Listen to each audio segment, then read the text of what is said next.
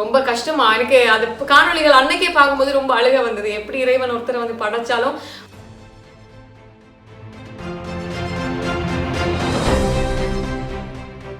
அவ்வளோ கஷ்டமா இருக்கும். யாரையும் பார்த்து நம்ம பரிதாபப்படக்கூடாது. ஆனா உடல் வலிமை மிக்கவர்களாலையும் சாதிப்பதை போன்று ஊனமுற்றவர்களாலையும் சாதிக்க முடியும். அந்த அல் குர்ஆன் வசனம், அந்த அந்த அந்த குரல், அந்த அந்த அதிர்வு எல்லாமே ரொம்ப. So கானிம் அல் மிஃப்தாஹ் வேற லெவல் இல்ல, சொல்ல முடியாது இல்ல. அஸ்ஸலாமு அலைக்கும், வணக்கம், ஐபோவான், welcome to CGC talk shop. This is me Fathima Rinosa. FIFA world cup அப்படிங்கிற வேர்ட், அப்படிங்கிற ஹேஷ்டேக், அப்படிங்கிற ஒரு சென்சேஷனல் ஹிட் வந்து சோஷியல் மீடியாவை தாண்டி வேர்ல்ட் ஃபுல்லா அரவுண்ட் த வேர்ல்ட் போயிட்டு இருக்கு அப்படின்னு நமக்கு நல்லா தெரியும். நம்ம பல விஷயம் உள்ளூர்ல நடக்கிறத மட்டும் பேசுவோம், இந்த சர்வதேசத்துல நடக்கிறத பேசுறது ரொம்ப குறைவு. கடந்த 20ஆம் தேதி FIFA வேர்ல்ட் கப் கட்டார் நாட்டில் உள்ள தோஹாவில் வந்து ஆரம்பிக்கப்பட்டது. 20ஆம் தேதின்னு உங்க எல்லாருக்குமே தெரியும்.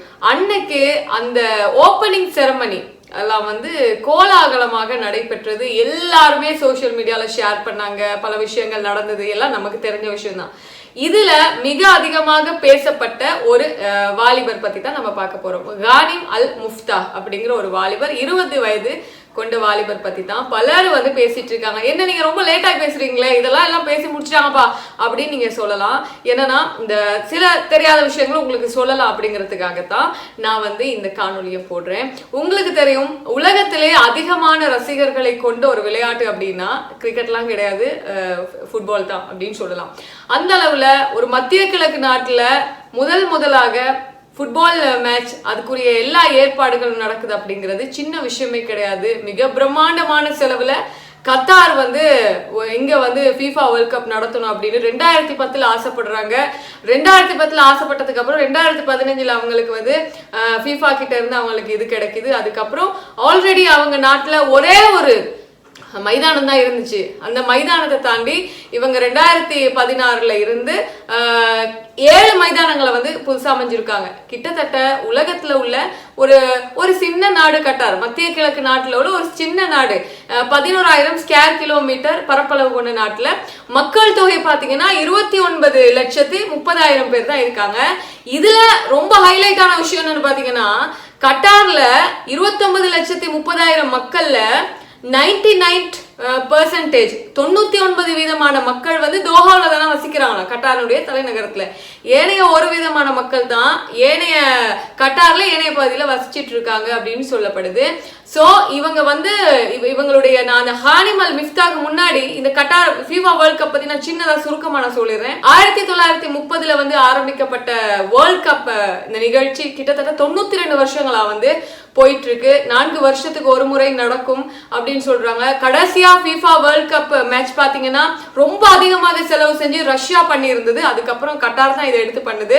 கட்டார்ல வந்து இந்த FIFA வேர்ல்ட் கப் வந்து நடத்த போறாங்க அப்படின்னு சொன்னா ஏகப்பட்ட சர்ச்சை இங்க வந்து. ஏன்னா அது ஒரு இஸ்லாமிய நாடு, அமெரிக்காவாகட்டும், இங்கிலாந்து ஆகட்டும், யூரோப் கண்ட்ரிஸ் ஆகட்டும், நிறைய வந்து கொஞ்சம் விமர்சனங்கள் தெரியாத அதிகமான கிரிட்டிசிசம் வந்தது. அதையும் தாண்டி இதை கட்டார் எடுத்து நடந்ததுன்னா சில ரூல்ஸ் அண்ட் ரெகுலேஷன்ஸுக்கு மத்தியில தான் இது நடக்குது. இதுக்கு பின்னாடி பல சர்ச்சைகளும் இருக்கு. நாங்க சர்ச்சைகளை பத்தி பேசாம பிளஸ் பத்தி தான் பேசுவோம், மைனஸ் பத்தி நம்ம பேச வேண்டிய அவசியம் கிடையாது. இந்த வேர்ல்ட் கப் மேட்ச்ல பாத்தீங்கன்னா அதுல 32 அணிகள் வந்து பங்கேற்குது. மொத்தமாக இதுல 64 போட்டிகள் நடைபெறும் அப்படின்னு சொல்லப்படுது. கடந்த 20ஆம் தேதியில இருந்து அடுத்த மாதம் 18ஆம் தேதி வரைக்கும் கிட்டத்தட்ட 28 நாட்களுக்கு இது நடக்க போகுது. இதுல மிக முக்கியமா பாத்தீங்கன்னா 8 ஸ்டேடியம் இருக்கு இல்லையா, இதுல முதல் ஸ்டேடியம், இந்த ஓப்பனிங் செரமனி எல்லாம் நடந்த ஸ்டேடியம் அல் பைத் ஸ்டேடியம் அப்படிங்கிற ஒரு ஸ்டேடியம் தான். இந்த ஸ்டேடியத்துல தான் பல கண்ணுக்கு விருந்தளிக்கக்கூடிய பல நிகழ்ச்சிகள் நடந்தது. அதுல மிக முக்கியமா சொல்லணும்னா இந்த 8 ஸ்டேடியங்களையுமே இவங்க வந்து கிட்டத்தட்ட 20,000க்கு மேல பணியாளர்கள் வந்து ஒர்க் பண்ணிருக்காங்க. எல்லா ஸ்டேடியமும் கிட்ட தான் இருக்கு. ஒரு 20 கிலோமீட்டர் 12 கிலோமீட்டர் அப்படி தூரத்துல தான், டிஸ்டன்ஸ்ல தான் இருக்கு அப்படின்னு சொல்றாங்க. எல்லா ஸ்டேடியத்திலையும் பாத்தீங்கன்னா 70,000க்கும் மேற்பட்ட லைட்களை வந்து இது பண்ணிருக்காங்க. அதுல அந்த லைட்ஸ் உடைய பவர் எப்படின்னு பாத்தீங்கன்னா, அந்த 70,000 அவுட்டோர் லைட்ஸோட பவர் எப்படின்னு பாத்தீங்கன்னா ஈஃபில் டவர்ல பொருத்தப்பட்டிருக்கிற லைட்ஸையும் விட மூன்று மடங்கு வெளிச்சமான லைட்ஸ் அப்படின்னு சொல்லப்படுது. மொத்தமாக 84,000 டன் ஸ்ட்ரக்சரல் ஸ்டீல் வந்து இங்க யூஸ் பண்ணிருக்காங்க. அதோட இந்த 8 ஸ்டேடியத்திலயுமே ஏர் கண்டிஷன் பண்ணிருக்காங்க. கட்டார் ஒரு பாலைவன நாடாக இருக்கிறதுனால ரொம்ப ஹாட்டா இருக்கும் அப்படிங்கிறதுனால அந்த ஹீட்டை வந்து கண்ட்ரோல் பண்றதுக்காக எல்லாத்துக்குமே வந்து ஏசி வந்து கனெக்ட் பண்ணிருக்காங்க. அட் த சேம் டைம் இன்னொரு முக்கியமான விஷயம் சொல்லப்படும், இந்த FIFA வேர்ல்ட் கப் கட்டார்ல நடக்கிறதுனால மிக முக்கியமாக எல்லா போட்டிகளையும் 15 லட்சம் பார்வையாளர்கள் வந்து குவிவாங்கன்னு சொல்லப்படுது. இதுல மிக முக்கியமா ஒரு கிரவுண்ட்ல 40,000 பேர் வரைக்கும் நின்று பார்க்கலாம் அப்படின்னு சொல்லப்படுது. இதுதான் FIFA வேர்ல்ட் கப்போட ஒரு சின்ன ஒரு சாராம்சத்தை நான் வந்து ஷார்ட்டா சொல்லிட்டேன். இதுல வந்து பிளஸ் என்னன்னு பாத்தீங்கன்னா, இங்க நீங்க வந்து வேர்ல்ட் கப் மேட்ச் பார்க்கணும்னா நீங்க பீர் குடிக்க கூடாது, ஆபாசமான உடை அணிய கூடாது, ஆபாசமான ட்ரெஸ் கொடுக்க கூடாது அப்படின்னு பல விஷயங்கள் மீறி நீங்க ஆபாசமான உடைகளை வந்தாலோ நீங்க பீர் அடிச்சாலோ கட்டார் அரசாங்கம் என்ன பண்ணுனாக்கா, அங்க பொருத்தப்பட்டிருக்கிற நுணுக்கமான சில கேமராஸ் இருக்கு, அந்த கேமராஸ்ல திரும்ப செக் பண்ணி உங்களை திருப்ப கேஸுக்குள்ளாக்கும். அதாவது வந்து நீங்க வேர்ல்ட் கப் மேட்ச் எல்லாம் முடிஞ்சதுக்கு அப்புறமா யார் யாரு என்னென்ன தப்பு பண்ணிருக்காங்கன்னு கூப்பிட்டு விசாரிக்கிற அளவுக்கு அவங்க கிட்ட சில நுணுக்கமான கேமராக்கள் இருக்கு அப்படின்னு கட்டார் அரசாங்கம் அறிவிச்சிருச்சு. இப்படி இருக்கும் பொழுது இந்த கட்டார் அரசாங்கத்தால மிகப்பெரிய இந்த கோலாகலமாக நடந்து வந்துட்டு இருக்கு போட்டிகள். முதல் நாளே கட்டார் ஈக்வடோரோட வந்து மோதி கட்டார் வந்து தோத்துருச்சு. கட்டார் தோக்குன்னு தெரிஞ்சும் ஏன் கட்டார் இதை வந்து எடுத்து பண்ணுது அப்படின்னு பாத்தீங்கன்னா, 92 வருஷ காலத்திலேயே உலக வரலாற்றிலேயே ஒரு FIFA வேர்ல்ட் கப் இந்த ஃபுட்பால் மேட்ச் நடக்கும் பொழுது அல் குர்ஆன் வசனத்தை ஓதி ஸ்டார்ட் பண்ண ஒரு வேர்ல்ட் கப் மேட்சாக வந்து இந்த மேட்ச் வந்து காணப்படுது. அந்த மேட்ச்க்கு தான் பாத்தீங்கன்னா 20 வயது வாலிபர், அதாவது பிறக்கும் பொழுதே பாதி உடம்போடு பிறந்த, நிறைய சேவைகள் செஞ்சிட்டு இருக்காரு. வேற இவருக்கு மிக முக்கியமா சொல்லணும், இவரை வந்து டிக்டாக்ல 7 மில்லியன் ஃபாலோவர்ஸ் வந்து இவரை வந்து ஃபாலோ பண்ணிட்டு இருக்காங்க. இன்ஸ்டாகிராம்ல 3.6 மில்லியன் பேர் இவரை ஃபாலோ பண்ணிட்டு இருக்காங்க. யூடியூப்ல கிட்டத்தட்ட 8 லட்சத்துக்கும் அதிகமானவர்கள் இவரை ஃபாலோ பண்ணிட்டு இருக்காங்க. என்னதான் இவர்கிட்ட விசேஷம் இருக்குன்னு பாத்தீங்கன்னா, 2002ல இவர் பிறந்திருக்காரு. பிறக்கும் பொழுதே இவருக்கு இருக்கிற ஒரு அரிய வகையான நோய், அதாவது கேடல் ரெக்ரிஷன் சிண்ட்ரோம் அப்படின்னு சொல்லக்கூடிய CDS அப்படின்னு ஷார்ட் ஃபார்ம்ல சொல்லக்கூடியவங்களுக்கு இந்த குறைபாடு வந்து காணப்படுது. உலகத்துல பிறக்கக்கூடிய 25,000 பேர்ல ஒருத்தருக்கு தான் இப்படி ஒரு சிண்ட்ரோம் இருக்கான் அப்படின்னு வந்து சொல்லப்படுது. ஸோ இவர் வந்து ரொம்ப பாப்புலரான ஒருத்தர். இவருக்கு வந்து சின்ன வயசுல இருந்து இவர் வந்து ட்வின் அப்படின்னு நினைக்கிறேன். ட்வின்ல இவருக்கு தான் அந்த உடம்பு வந்து சின்ன வயசுல இருந்தே பாதி உடம்போட பிறந்ததுனால ரொம்ப கஷ்டமா எனக்கு அது காணொலிகள் அன்னைக்கே பார்க்கும்போது ரொம்ப அழுக வந்தது. எப்படி இறைவன் ஒருத்தரை வந்து படைச்சாலும் மனதளவுல பயங்கர ஒரு ஸ்ட்ராங்கான ஒரு பர்சன் அப்படின்னு சொல்லலாம். அந்த முகத்தை பார்க்கும் பொழுதே ரொம்ப கவலையா இருந்திருக்கும். நிறைய பேர் பார்த்திருப்பீங்கன்னு நினைக்கிறேன். 2022 ஏப்ரல் மாதம் இவருக்கு வந்து FIFAவினுடைய தூதுவராக வந்து கொடுத்திருந்தாங்க, பதவி கொடுத்திருந்தாங்க. அதோட இவர் ஒரு ஆக்டிவிஸ்டா இருக்காரு. இவருக்கு ஒரு முக்கியமா சொல்லி ஆகணும், இவர் வந்து ஒரு தொண்டு நிறுவனம் நடத்திட்டு இருக்காரு. அந்த தொண்டு நிறுவனத்தை வந்து எப்படி நடத்துறாருன்னா, கேரிஸ் ஐஸ்கிரீம் கம்பெனி அப்படிங்கிற ஒரு கம்பெனியை வந்து ஸ்டார்ட் பண்ணிருக்காரு. 6 பிரான்ச் இருக்காங்க கட்டார்ல. அந்த 6 பிரான்ச்லயும் பாத்தீங்கன்னா 60 ஸ்டாஃப்ஸ் வந்து ஒர்க் பண்றாங்களாம். அதுல வார நிதிகளை எடுத்து இவர் வந்து ஊனமுற்றவர்களுக்கு வந்து இவர் கொடுக்குறாராம் அப்படின்னு சொல்லப்படுது. அட் த சேம் டைம் இவர் வந்து பல விளாக் வீடியோஸ், இவருக்கு வந்து ஸ்கூபா டைவிங், ஃபுட்பாலு, அதுக்கப்புறம் வந்து பல விளையாட்டுகள்ல வந்து இவர் வந்து ரொம்ப இன்ட்ரெஸ்ட் ஆனவர். ஸ்கூபா டைவிங் அப்படின்னு பொழுது கடலுக்கு அடியில ஆழ்கடல்ல வந்து மூழ்கி விளையாடுற ஒரு விளையாட்டு இல்லையா, நீங்க எல்லாம் பார்த்திருப்பீங்க. கடலுக்கு அடியில போனா கிட்டத்தட்ட 200 மீட்டர் வரைக்கும் போயிட்டு இவர் வந்து ஸ்கூபா டைவிங் பண்ணுவாராம். அண்ட் ஃபுட்பால் விளையாடும் போது இவர் பாத்தீங்கன்னா இவருக்கு கால் இல்லாததுனால கையில தனக்கு ஷூஸ் போட்டுட்டு வந்து இவர் வந்து விளையாடுவாராம் அப்படின்னு வந்து சொல்லப்படுது. இவர் ரீசெண்டா பாத்தீங்கன்னா ஸ்விம்மிங் பூல்ல போய் 1 நிமிஷம் மூச்சு எடுக்காம அவருடைய சாதனையை வந்து பண்ணி காமிச்சிருந்தாரு. அது மட்டும் இல்லாம இன்னொரு முக்கியமான விஷயம் நான் சொல்லி ஆகணும். இன்னொரு ஹைலைட் என்னன்னு பாத்தீங்கன்னா, 2016ஆம் ஆண்டு வளைகுடா நாட்டில் உள்ள மிக உயரமான மலையான ஜபல் ஷம்ஸ் அப்படிங்கிற மலை, அதாவது மவுண்டன் ஆஃப் சன், இந்த மலைக்கு இவர் வந்து ஏறி இருக்காரு அப்படின்னு சொல்லப்படுது. அதோட 2017ல மக்காவுக்கு வந்து உம்ரா போயிருக்காரு. வீல் சேர் இல்லாம இவர் தன்னுடைய கைகளாலே நடந்து போய் உம்ரா போயிட்டு வந்திருக்கிறதா வந்து சொல்லப்படுது. 2014ஆம் ஆண்டு குவைத் ஷேக் ஷபா அல் அஹ்மத் அல் ஷபா வந்து இவருக்கு சமாதான தூதுவர் அப்படின்னு ஒரு பட்டம் கொடுத்திருக்காரு. இவருக்கு வந்து ஆம்பிஷன் பாத்தீங்கன்னா, இவர் வந்து பொலிட்டிக்கல் சயின்ஸ் படிச்சு, அதாவது அரசியல் விஞ்ஞானம் படிச்சு கட்டாரினுடைய ஒரு மிகப்பெரிய ஒரு அரசியல்வியலாளராக, அதாவது கட்டாரோட பிரைம் மினிஸ்டரா வரணும் அப்படின்னு தானே இவருக்கு ஆசை. அதனால வந்து யூனிவர்சிட்டியில பொலிட்டிக்கல் சயின்ஸ் வந்து படிச்சிட்டு இருக்காரு. அண்ட் இந்த FIFA வேர்ல்ட் கப்ல வந்து இவரை வந்து வரவழைச்சு இருக்கிற டைம்ல அந்த காணொளி தான் பல பேர் பார்த்திருப்பீங்க.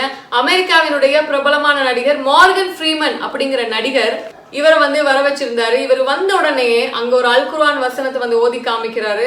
அந்த ஒட்டுமொத்த மைதானமே அமைதியாகிற அளவுக்கு இவருடைய அந்த குரல் வளம் வந்து கட்டார் மட்டும் இல்ல, எனக்கு தெரிஞ்சு இந்த உலகத்துல எங்கெங்க நாடுகள் இருக்கோ, எங்கெங்க மக்கள் இருக்காங்களோ, மிக முக்கியமா எங்கெங்க முஸ்லிம் மக்கள் இருக்காங்களோ அங்க வரைக்கும் பட்டி தொட்டியெல்லாம் போய் சேர்ற அளவுக்கு அந்த நைட்டே இவர் வந்து அந்த நடந்த அன்னைக்கே இவர் round the world, round the Globe இவருடைய ஃபேஸை வந்து இன்னைக்கு வரைக்கும் மறக்க முடியாது.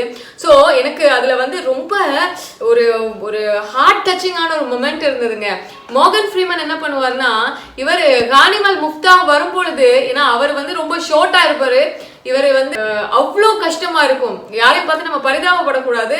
ஆனா உடல் வலிமை மிக்கவர்களாலையும் சாதிப்பதை போன்று ஊனமுற்றவர்களாலையும் சாதிக்க முடியும் அப்படிங்கிற மாதிரி அவர் வந்து இது பண்ணிட்டு இருக்காரு. அவருக்கு தனியா வெப்சைட் இருக்கு, எல்லாம் இருக்கு.